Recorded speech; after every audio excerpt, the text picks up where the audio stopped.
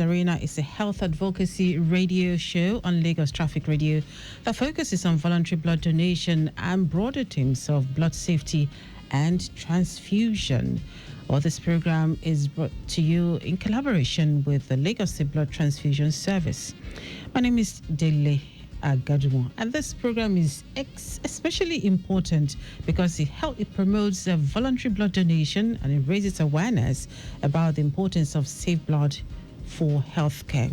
We also try as much as we can to educate you, our listener, on the latest innovation and challenges in blood transfusion services, especially in Lagos. My name is Dele Agadumo. My guests are already seated today. I have first Taiwo Oloko. He's the Quality Assurance Manager, LSBTS. Welcome to Traffic Radio again, and welcome to the program again. Thank you for having me again. All right.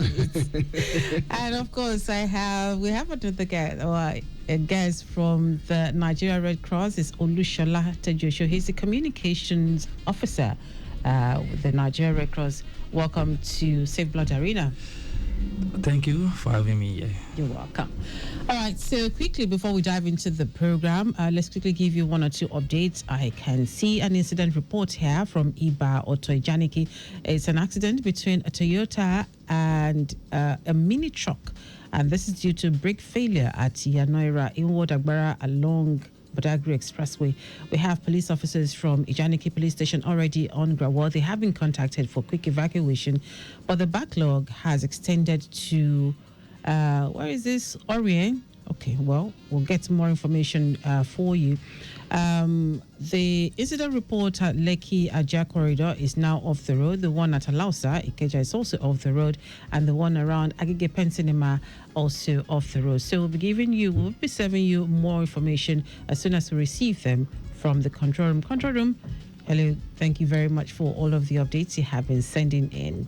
All right, then, so let me start by us speaking with our guest. Olusola Tejuosho is representing, or rather, he's taking the place of our earlier scheduled guest.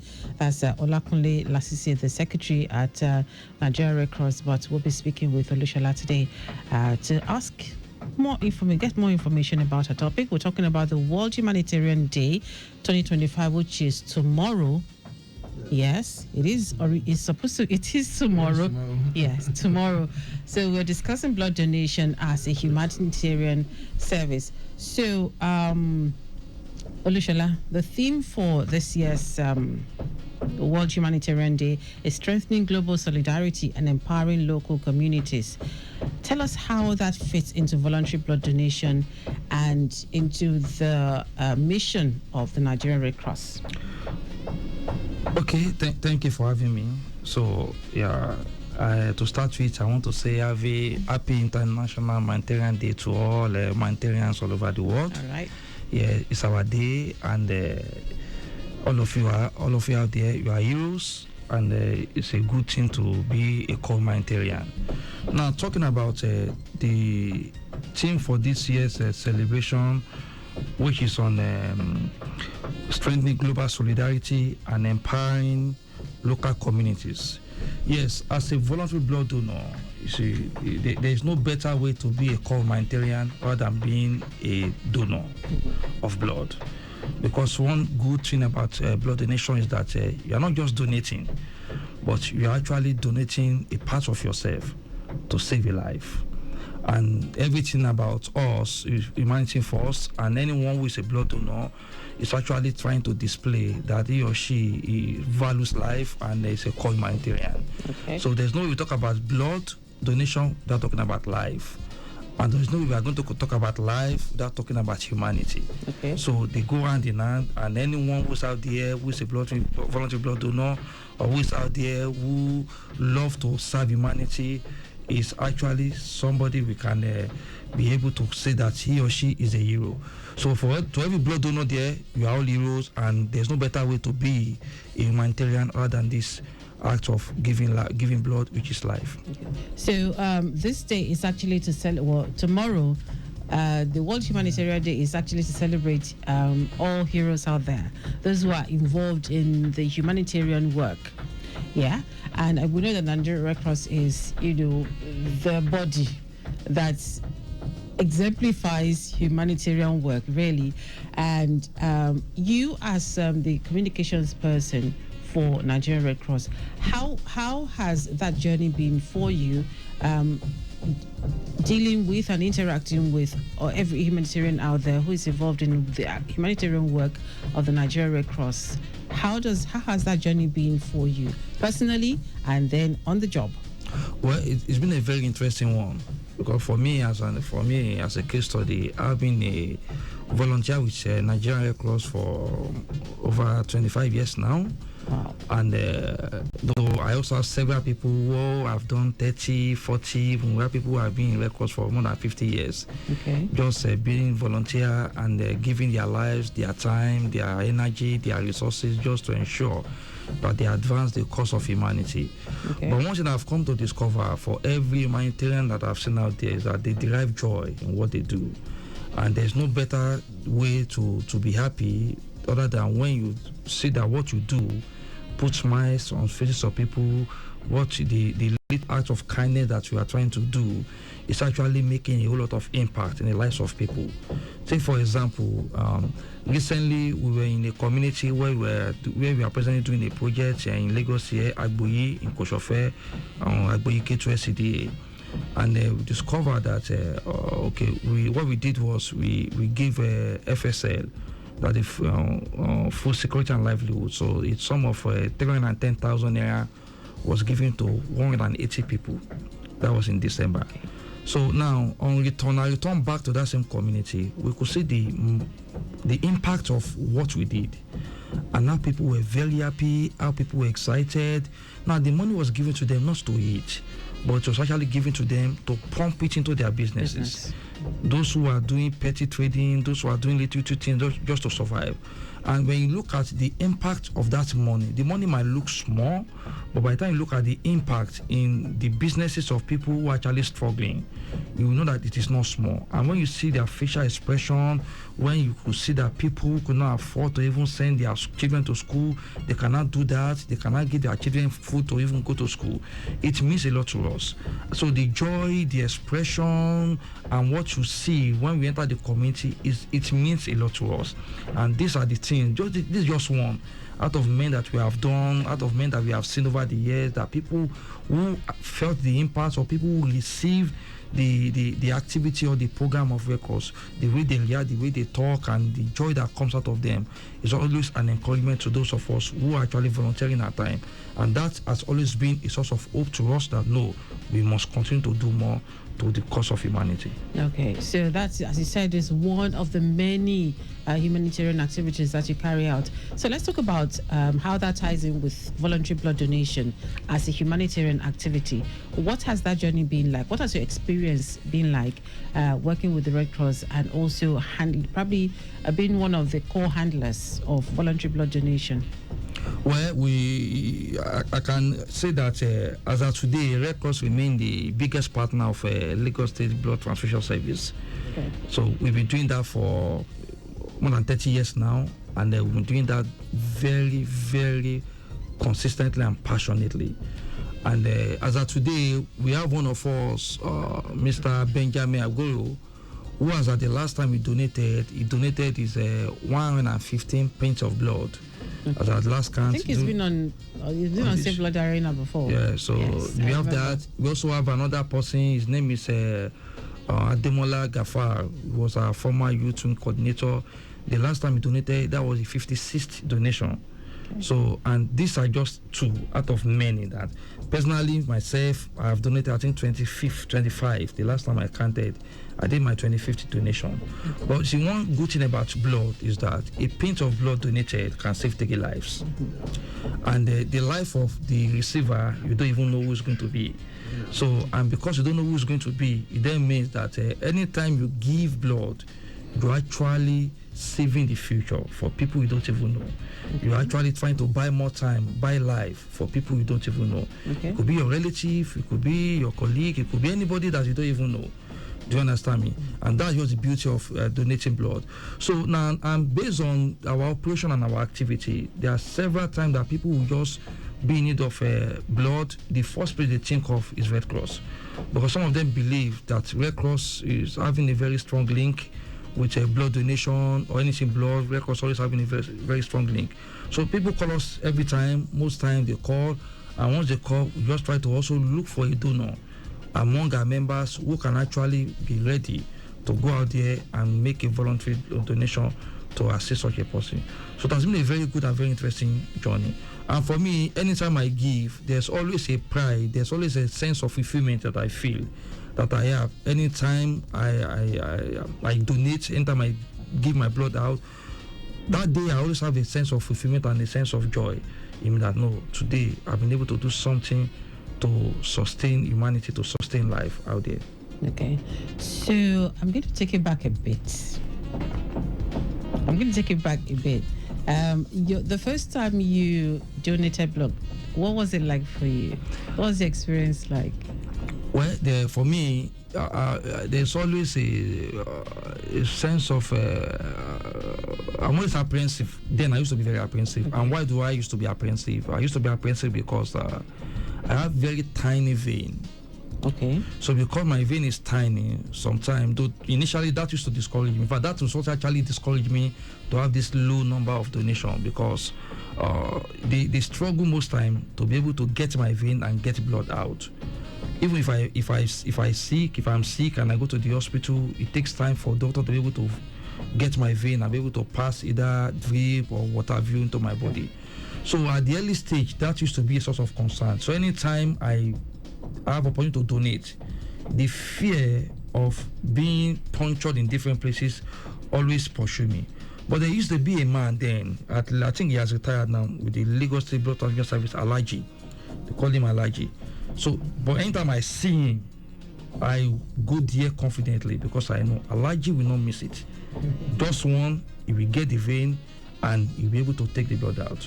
So along the line, we now got to see that when Alaji was no longer there, or he's not there, or he's busy already, okay, let's also try someone else who can be able to do that.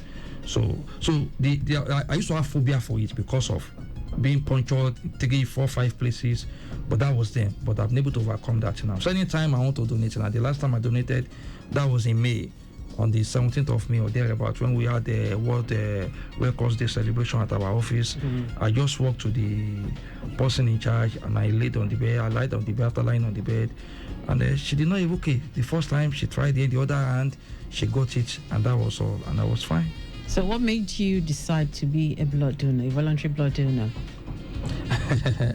Well, I because of my passion for humanity, at the early stage when I joined Red Cross, and I saw my senior colleagues, people I was looking up to as mentor in Red Cross, people who discipled me, people who trained me, seeing them doing it effortlessly, seamlessly, and they were not being coerced, they were not being influenced. You could even see that most times they won't be the one to even go out there to go and look for where to donate. So, and there's one thing about mentorship. When you have somebody you are looking up to as a mentor, there's a way the person will automatically influence some of the decisions you take. So seeing people who I look up to doing it, then it was just very easy for me to easily align with it. That is one. Then by the time I now sat down and I was enlightened on the benefits, then I felt, then it's something I should just try as much as possible to keep myself into and to do. Okay. So for how often does the Nigerian Red Cross carry out voluntary blood donor drives within those communities that you would I say assist or work in, or how often do you carry out blood donor drives within those communities? Well, we do it based on our activities. Okay. For example, at least no matter how bad, we do aggressive blood donation drive twice in a year. Okay. One at our annual youth leadership camp. We had one just 3 weeks ago. Okay. At Igondo, and the Lagos LSBTS team were there to also take blood from people. Then in May, like I earlier said, that was the last time I donated, in May during the World Red Cross Day celebration. Okay. So every May all over the world we do World Red Cross Day celebration, and in the course of our celebration, it has become part of our activities. For our World Records Day celebration is not complete for us in Lagos without blood donation drive. And why do we usually do that? And we have been very, very meticulous and very strategic about that by ensuring that the day we do it happens to be the day we'll be having our donor jams. Now, what am I donor jams? Donor jams is a carnival-like program for our youth. So on that day, we are going to have our youth come from all over the nook and cranny of Lagos to come and do the party. So in the course of that, they will also tap that opportunity to ensure that blood donation is done for that day. The last one that was done in May, the total number of blood taken from Lagos State branch of Red Cross was not less than 100. And 100 is huge, it's not small. Just in just one activity, having 100 youth submit themselves to give out their blood without money, without anything in return. It is not cheap. So that was May. For August, I was very busy because being the communication person and my involvement in camp, I could actually monitor the number of pints of blood that they were taking. Right. So that just one. Then occasionally, for example, we partner with NYSC also, the National Youth Service Corps. So in the course of our partnership, yes, we also have Red Cross detachments among them. So there are times that we also try to also organize them to be able to donate. That's that. Then sometimes when we have some special activities and we know that crowd will be at the program, we ensure that we quickly write to them, invite LSBTS to also come and be part of the program, so that, you see, some people, once they see, you see, the concept of volunteerism in this part of the world is totally different from what we have in civilized world. Some people will never give blood except they see people or LSBTS come to them. But for them to go to the hospital, for them to go to a center to go and do it is very, very difficult. Do you understand me? So anytime we now see that we have an avenue to bring people together, then we just maximize that, invite them to come, set their beds, set their gadgets. Once we see them, the size of LSBTS alone is enough to bring some people on board, and we're also going to make announcements to tell our people to go and do it, because there's nothing you can use to compare to blood. Yeah. So for the Nigerian Red Cross right now in Lagos, what do you have any upcoming blood drives that you're working on, or any activity or program that you're working on right now for a celebration of this World Humanitarian Day? Well, for us in Red Cross, we celebrate our humanitarians, our volunteers every day. Every day. Mm-hmm. Every avenue we have to celebrate, we do it. Just on Friday, we had a flood simulation exercise at Abuyi, and it was a massive one. When I say massive, it was a program that was jointly carried out by Nigerian Red Cross. We hosted it together with major stakeholders in emergency response. Okay. LASEMA came there with about 5 vehicles, 2 ambulances, about 4 operational vehicles. Mr. Bosun was there. LASEMA came not less than about 40 people. NEMA was also there. Navy was there. LNSC, Lagos Neighborhood and Security Corps, they were also there. NSCDC were there. We have over 200 people were in that simulation, just to teach people and enlighten people on how to tackle flood, what to do, what not to do, and how to respond in case of drowning. And we also gave them some very important early warning messages on what to do and how to be able to, at least, the whole lesson is just to be that resilient against flood, so that they can know how to respond whenever there's an issue with flood. So why am I saying this? In the course of that, our volunteers were highly celebrated. And we have a wonderful and fantastic chairman who happens to be Dr. Mrs. Victoria Adebola Kolawole. She knows how to celebrate and appreciate our volunteers. So with our branch secretary, Mr. Olakunle Lasisi. My coming is part of it. You know, there are times that being the boss, yes, you just have to celebrate your people, delegate duties to them. And since you know they can do, and sometimes it is in the course of trying to allow them to do some things, you can be able to discover their capacity and ability in terms of the area of strength and other things. So we do a whole lot. Just today, we've carried out a lot of activities just to ensure that we celebrate our volunteers. And tomorrow, we'll still be having some activity as well to celebrate them, especially our youth, just to ensure that we continue to encourage them to remain to be humanitarians. Talking about the youths, one of the issues that the youth are faced with right now is the issue of substance use and abuse. What is the Red Cross doing to help tackle that? I know that it can't be eradicated completely overnight. So is that something the Red Cross is doing to further enlighten and educate the young people, especially in the light that the youth population are the most that are needed for blood donation? So is that something the Nigerian Red Cross is doing to help make the youths understand, to educate them about the menace of substance abuse? Well, we are doing a whole lot. Okay. I smile because that is even my own core area. So I'm a substance use professional with about 15 years experience in treatment, detoxification, drug education, and recovery. So that's what I do. So I go to schools, go to different places just to talk to people and enlighten people. So, and I've had several training, both local and international training on that. So for Red Cross, we understand the importance of this, and that's the reason why Red Cross has been playing or been doing the very best we can to reduce this menace. One thing is that, like you said, it cannot be eradicated, but yet it can be controlled, it can be reduced, especially, and this can only be achieved through aggressive and consistent drug education. At our last youth leadership camp, which happened to be the 60th, so for 60 years we've been doing the same camp. So the last edition took place just 3 weeks ago. There was a whole session dedicated to talk on substance use. And we go practical, so we go into it, and it has come to a stage where, because the truth of the matter is, the issue of substance use is a silent pandemic. Yes. And because it's a silent pandemic, it has cut across everywhere. All this strata of the society, from youth to teenagers to just name it, even adults, everyone is affected. So Red Cross have a robust program, a robust system of ensuring that we inculcate it in every activity we do, to talk about it, to sensitize people about it, and we also teach people what to do, especially the early signs to look out for in case you see somebody who's just into it, because it's always easy to try to deliver or rescue somebody who's just into it, rather than trying to recover somebody who is now an addict, who is addicted to it.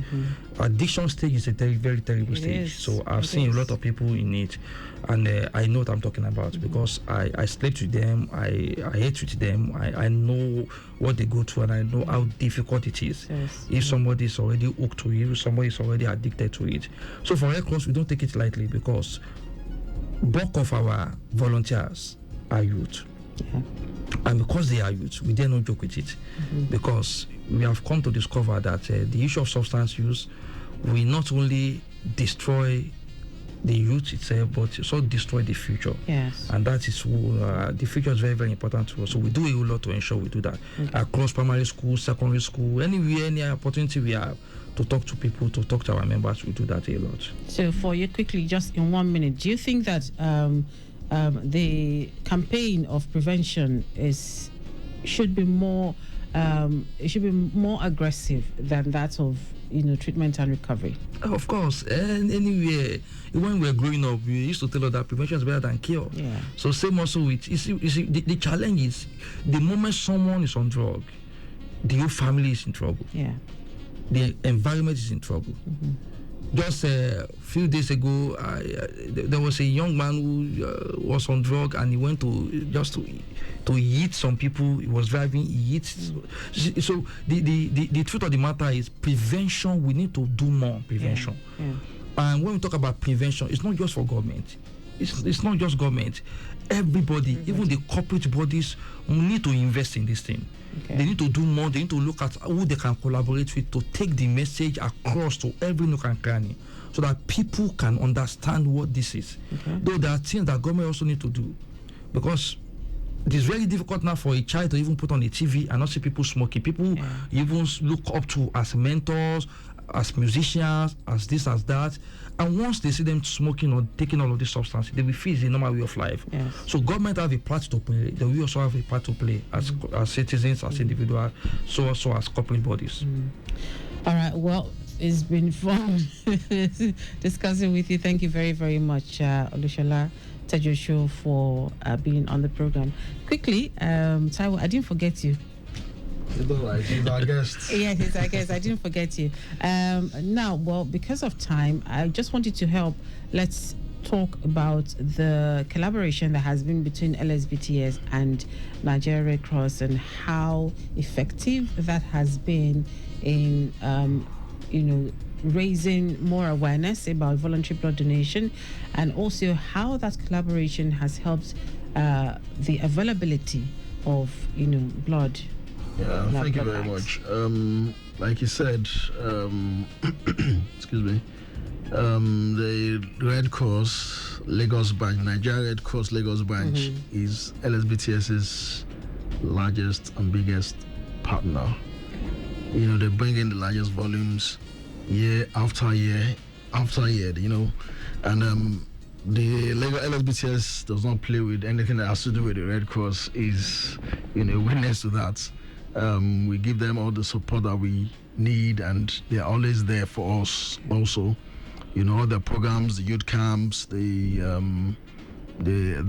programs that they do at their center in Makoko.